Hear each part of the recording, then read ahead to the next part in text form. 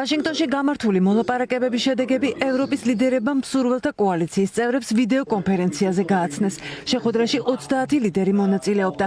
ისინი შეთანხმდნენ, რომ უახლოეს დღეებში კოალიციის ჯგუფები ამერიკელ კოლეგებთან ერთად დაიწყებენ უსაფრთხოების გარანტიების კონკრეტულ დეტალებზე მუშაობას და სამხედრო ძალების განთავსებისთვის მომზადებას თუ ომი დასრულდება.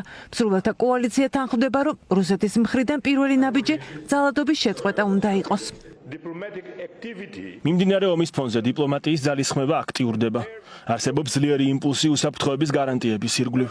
პრეზიდენტ ტრამპის მხრიდან თანხმობის ჩათვლით ამ ძალისხმევაში მონაწილეობასთან დაკავშირებით.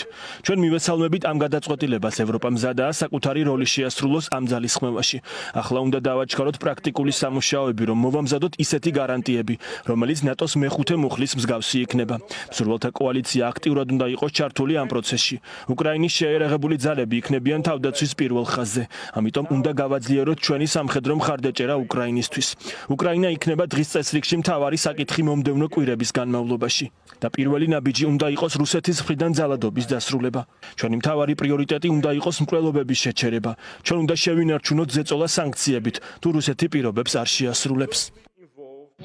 მსურველთა კოალიციამ დონალდ ტრამპისგან უსაფრთხოების გარანტიების ფორმატში მხარდაჭერის პირობა მიიღო. შეერთებული შტატები დაეხმარება ევროპას ძალების განთავსებასა და ჰაერიდან მხარდაჭერაში, თუმცა ამერიკელი ჯარისკაცების გაგზავნას ტრამპი არ აპირებს. ამის შესახებ მან Fox News-თან სატელეფონო ინტერვიუში განაცხადა და გაიმეორა ისიც, რომ ყირიმის დაბრუნება უკრაინისთვის და მისი ნატოში გაწევრიანება შეუძლებლად მიაჩნია.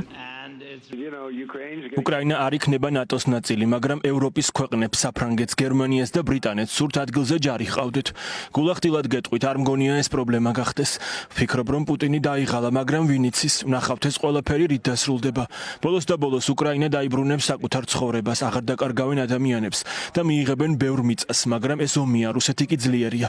არ შეიძლება წახვიდა იმ სახელმწიფოს წინააღმდეგ, რომელიც შენზე 10-ჯერ დიდია. ახლა ვუყურებ ამ ომს და ვფიქრობ, რატომ მოიქცა პუტინი ასე. არის მიზეზი ნატო და ყირიმი, რომლებიც რუსებმა ობამასგან მიიღეს. უკრაინელებმა თქვეს, გვინდა ნატოს წევრი გავხდეთ და ყირიმი დავიბრუნოთ, მაგრამ ერთით და მეორედ შეუძლებელია.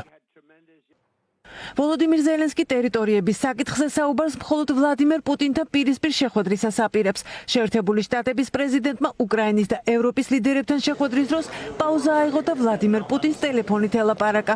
გავრცელებული ცნობით, შეერთებული შტატების პრეზიდენტს ზელენსკის მონაწილეობით პუტინმა სამმხრივი შეხვედრის გამართვა მოსკოვში შესთავაზა. სახელდება კიდევ ორი სავარაუდო ადგილი, ჟენევა და ბუდაპეშტი. შეხვედრის თარიღი ჯერ არ გვაქვს. პრეზიდენტთან და ჩვენს პარტნიორებთან შეხვედრის შემდეგ დავადასტურეთ, რომ მზად ვართ სამმხრივი შეხვედრისთვის. თუ რუსეთმა შესთავაზა პრეზიდენტ ტრამპს ორმხრივი შეხვედრა, ვნახავთ რა შედეგი იქნება ამ ორმხრივ შეხვედრას და შემდეგ იქნება სამმხრივი. მე განვაცხადე, რომ უკრაინა არ გაჩერდება მშვიდობისკენ მიმავალ გზაზე და მზად ვართ ნებისმიერი ფორმატის შეხვედრისთვის, მაგრამ ლიდერთა დონეზე. მოსკოვი კვლავ პირობებს აყენებს. რუსეთი არ დათანხმდება ომის დასრულებას, თუ მისი უსაფრთხოება და უკრაინაში რუსების უფლებები დაცული არ იქნება. სერგეი ლავროვმა სწორედ უკრაინაში მცხოვრები რუსების დაცვა დაასახელა ქვეყანაში შეჭრის მოტივად. რუსეთის საგარეო საქმეთა მინისტრი ირწმუნება, რომ მოსკოვის მიზანი ტერიტორიების მიტაცება არასდროს ყოფილა. ჩვენ არ ვამბობთ უარს არანაირ სამუშაო ფორმატზე, არც ორმხრივზე, არც სამმხრივზე. პრეზიდენტმა ამის შესახებ არაერთხელ განაცხადა. თავარია, რომ ნებისმიერი ფორმატის მიზანი იყოს, არა ის, რომ დილით გაზეთებში დაიწეროს და საღამოს ტელევიზიით აჩვენონ. არამედ ნაბიჯ-ნაბიჯ მომზადეს ყველა ეტაპის გავლით. ასეთ სერიოზულ მიდგომას ყოველთვის მხარს დავუჭერთ. საჭიროა ლიდერთა დონეზე ნებისმიერი კონტაქტი ზედმიწევნით მომზადდეს. რაც შეეხება ფინეთის პრეზიდენტის განცხადებას, მას კარგად ვიცნობ, საგარეო საქმეთა მინისტრი იყო. მათ მოაწერეს ხელი შეთანხმებას, რომელშიც მუდმივ ნეიტრალიტეტზე იყო საუბარი. ახლა სადაა ეს ყველაფერი? ისინი შევიდნენ სტრუქტურაში, რომელსაც რუსეთი მტრად მიაჩნია. ასე რომ თუ ის გულისხმობს ტერიტორიულ ცვლილებებს, რომელიც განხორციელდა მეორე მსოფლიო ომის დროს, დიახ, ეს ერთ-ერთი შედეგია.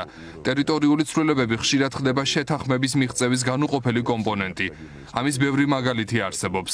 არც ყირიმი, არც დონბასი როგორც ტერიტორია არასდროს ყოფილა ჩვენი სამიზნე. ჩვენი მიზანი იყო რუსი ხალხის დაცვა, რომლებმაც აღმოაჩინეს ეს მიწები, მათთვის დაღვარეს სისხლი, ისე როგორც ყირიმში. დონალდ ტრამპისადმი ევროპის ლიდერთა ერთ-ერთი მთავარი გზავნილი გუშინდელ შეხვედრაზე ის იყო, რომ პუტინის ნდობა არ შეიძლება და სამშვიდობო გარიგება უკრაინასა და რუსეთს შორის გამყარებული უნდა იყოს ძლიერი უსაფრთხოების გარანტიებით. წინააღმდეგ შემთხვევაში მუდმივად იარსებებს აგრესიის გამეორების რისკი. ამის კონკრეტულ მაგალითად ალექსანდრ სტუბმა და ემანუელ მაკრონმა საქართველო მოიყვანეს. 4 საათი დავუთმეთ პრეზიდენტ ტრამპთან შეფასებას. შემდეგში რისი გაკეთება შეიძლებოდა. პრეზიდენტ ტრამპის გეგმა იყო დალაპარაკებოდა პუტინს და ეთქვა მისთვის, რაც ჩვენ გადავწყვიტეთ. ასე რომ შეხვედრა იყო კოორდინირებული და კონსტრუქციული. გვაქვს სამი შედეგი. პირველი იყო კარგი საუბარი ევროპის უსაფრთხოების გარანტიებზე შეერთებულ შტატებთან კოორდინაციით. კონკრეტულ სამუშაოებს ახლავე შევუდგებით. მეორე საკითხი იყო წინადადება ზელენსკი-პუტინის ორმხრივ შეხვედრაზე და პუტინი დათანხმდა ამ შეხვედრას. მესამე იყო ის, რომ ორმხრივი შეხვედრის შემდეგ თუ ყველაფერი კარგად წარიმართება, შედგეს სამხრივი შეხვედრა. სამშვიდობო მისიებში ადრეს ვიყავი ჩართული. უნდა გვესმოდეს, რომ პუტინის სტრატეგიული მიზნები არ შეცვლილა. მას სურს, რომ რუსეთი იყოს სუპერძალა, სურს დასავლეთის დაყოფა და უარყოს უკრაინის სუვერენიტეტი. ვნახე ეს საქართველოში და ვხედავ უკრაინაშიც. სახელმწიფოებრიობა ყოველთვის ეფუძნება ტერიტორიულ მთლიანობას და სუვერენიტეტს. მეორე მსოფლიო ომის შემდეგ ფინეთმა შეინარჩუნა დამოუკიდებლობა, მაგრამ დავკარგეთ ტერიტორია. მაშინ ფინეთი მარტო იყო, ახლა უკრაინა მარტო არ არის. მნიშვნელოვანია, რომ შეერთებული შტატების პრეზიდენტმა გამოხატა მკაფიო ვალდებულება, რომ იქნება უსაფრთხოების გარანტიების ნაწილში. თებერვალში შევქმნით მსურველთა კოალიცია. გაჩნდათ ცდუნება სწრაფი მშვიდობის დასამყარებლად, მაგრამ უსაფრთხოების გარანტიების გარეშე. ვიცით ეს რასაც ნიშნავს. 2008 წელს იყო საქართველოს, შემდეგ 2014 წელს ყირიმი. ამიტომ არსებობს რწმენა, უსაფრთხოების გარანტიების გარეშე მიღებულ გარიგებასთან დაკავშირებით პუტინი თავის სიტყვას არ შეასრულებს. ის არასდროს შეასრულებს ნაკის ვალდებულებებს. გუშინდელი მოლაპარაკებები ევროპის ლიდერებისა და ვოლოდიმირ ზელენსკის მონაწილეობით თეთრ სახლში 4 საათი გაგრძელდა. შეხვედრა კონსტრუქციული იყო და მასპინძელი ტრამპი სტუმრებთან პერიოდულად ხუმრობდა.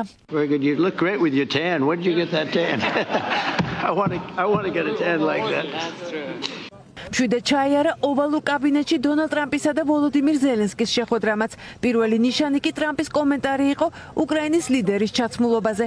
წინა შეხვედრისგან განსხვავებით ზელენსკი თეთრ სახლში ბრიტანეთის პრემიერ-მინისტრის რჩევით კოსტუმში ჩაცმული მივიდა, თუმცა ჰალსტუხის გარეშე. ზელენსკიმ შეხვედრის დროს ტრამპის მიმართ მადლობებიც არ დაიშურა და უკრაინის მხარდაჭერისა და სამშვიდობო ძალისხმევისთვის მადლობა რამდენჯერმე გადაუხადა. გადასცა უკრაინის პირველი ლედის წერილი მელანია ტრამპისთვის და გოლფის სათამაშო ჯოხი, რომელიც შეერთებული შტატების ლიდერს უკრაინელმა სამხედრომ გაუგზავნა. საჩუქარი ზელენსკიმაც მიიღო თეთრი სახლის სიმბოლური გასაღების სახით.